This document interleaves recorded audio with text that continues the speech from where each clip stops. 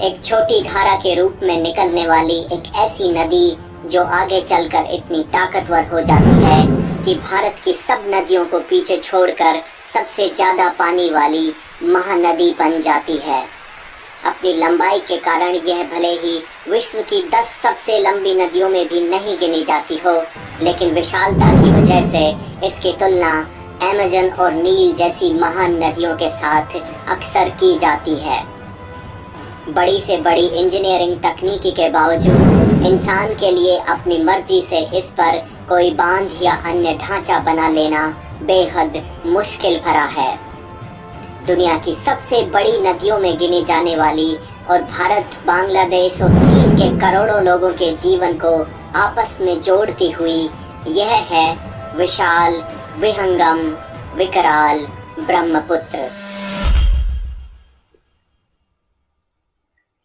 South Tibet में मानसरोवर झील से कोई 60 किलोमीटर दूर समुद्र तल से 5300 मीटर की ऊंचाई पर स्थित चेमायुंगडुंग के पहाड़ों में एक बर्फीला झरना मौजूद है। दिखने में किसी आम बर्फ के ग्लेशियर के पिघलने से निकलने वाला यह झरना, जिसे स्थानीय लोग कामचोक खम्बाब कहते हैं, असल में बेहद खास है। यही ब्रह्मपुत्र का जन्म स्थान है। जैसे जैसे तिब्बत के पहाड़ी इलाकों से यह जलधारा आगे बढ़ती है, इसमें छोटे बड़े पहाड़ी नाले गिरते हैं और इस तरह यह एक नदी, जिसे सांगपो कहते हैं, में बदल जाती है। सांगपो ब्रह्मपुत्र का ही तिब्बती भाषा का नाम है। अपनी 2900 किलोमीटर की समुद्र से मिलने की लंबी यात्रा का अधिकतर हिस्सा ब्रह्मपुत्र इसी सांगपो नदी के रूप में तिब्बत के खूबसूरत पहाड़ों के बीच से बल खाते हुए गुजारती है। लगभग 1800 किलोमीटर तिब्बत में चलने के बाद अरुणाचल प्रदेश से भारत में एंट्री से पहले सांगपो हिमालय की पहाड़ी घाटियों में एक गहरा घोड़े की नाल के आकार वाला मोड़ बनाती है।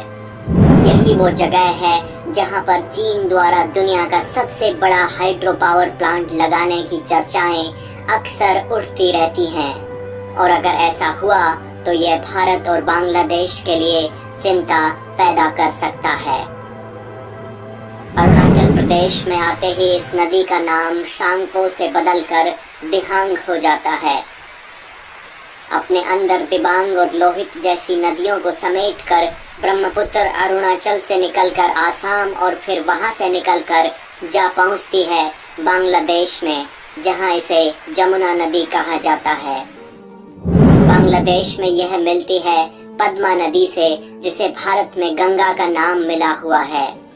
इन दोनों विशाल नदियों के मिलने से बनी मेघना नदी अंत में बंगाल की खाड़ी में मिल जाती है और इस तरह से ब्रह्मपुत्र की महान यात्रा अपने उद्देश्य को प्राप्त करती है।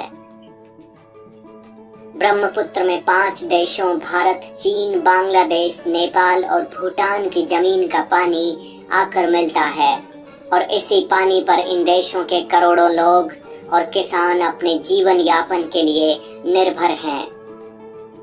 इसके पानी का सबसे बड़ा हिस्सा बांग्लादेश को मिलता है, जो किसानों के लिए वरदान से कम नहीं है, और वो तेजी से आगे बढ़ती हुई बांग्लादेशी अर्थव्यवस्था में बड़ा योगदान देते हैं।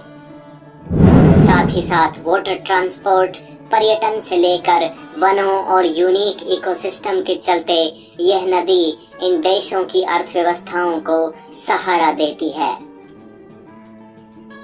ब्रह्मपुत्र नदी के पानी से एक आकलन के मुताबिक अकेले भारत में ही 12,000 मेगावाट बिजली पैदा की जा सकती है, जो कि पूरे नॉर्थ ईस्ट की ऊर्जा की जरूरतों को पूरा कर सकती है। इसी बात को ध्यान में रखते हुए हाल के वर्षों में कई हाइड्रो पावर प्लांट्स इस नदी के किनारे बनाए गए हैं और कई और लगाने की प्लानिंग चल रही है। अपनी असीम ताकत और विशाल आकार के कारण ही शायद ब्रह्मपुत्र ऐसी गिनी चुनी नदियों में से है जिसका मेल नेम है, अन्यथा ज्यादातर भारतीय नदियों के नाम फीमेल होते हैं। दुनिया की सबसे नई बड़ी नदी ब्रह्मपुत्र अपने साथ इतना पानी बहाती है और कुछ जगहों पर इसकी चौड़ाई 18 किलोमीटर तक है, जिसकी वजह से ही इसे एक चलते फिरते महासागर का नाम दिया गया है। ब्रह्मपुत्र के किनारे पर सदियों से मानव सभ्यताएं बसी और उजड़ी हैं और आज भी इस एरिया में विविध भाषाओं, सांस्कृतिक और धार्मिक पहचान वाले समुदाय बसे हुए हैं। अरुणाचल और असम की घनी पहाड़ियों में कुछ ऐसी जनजातियां भी छिपी होने का अनुमान है जिनका बाहरी दुनिया से आज तक कोई संपर्क स्थापित नहीं हुआ है। इस नदी का न केवल आर्थिक और सांस्कृतिक बल्कि धार्मिक महत्व भी बेहद खास है। विशेषकर हिंदू धर्म में इस नदी के कुछ हिस्सों को बेहद आदरणीय और पूजनीय माना जाता है। तिब्बत में अपने शुरुआती दौर में इसके चारों ओर भूरी और सूखी पहाड़ियां ही मौजूद होती हैं, क्योंकि कठिन मौसम और कम बारिश के चलते ज्यादा जीवन वहां संभव नहीं है। जैसे जैसे नदी आगे बढ़कर हिमालय की मुख्य रेंज में प्रवेश करती है, पहाड़ों का रंग भी बदलकर हरा भरा हो जाता है और जल्दी ही यह घने वर्षावनों में बदल जाता है।